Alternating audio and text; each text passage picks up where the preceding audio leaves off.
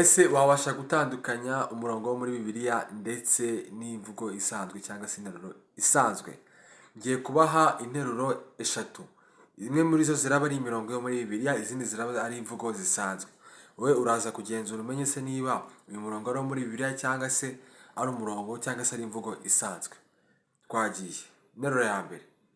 Imana ifasha uwifashije.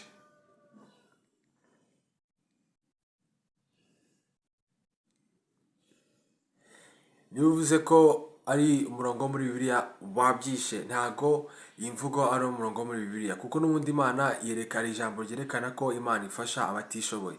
Muri Yesaya 41:10 avuga ngo ntutinye kuko ndi kumwe nawe, ntukihebe kuko ndi kumwe nawe. Twagiye interuro ya kabiri. Nshobozwa byose na Kristo umpa imbaraga.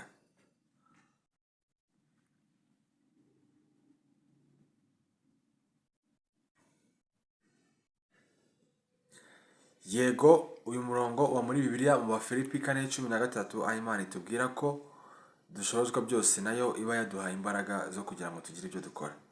Gatatu, isuku ituruka ku Mana.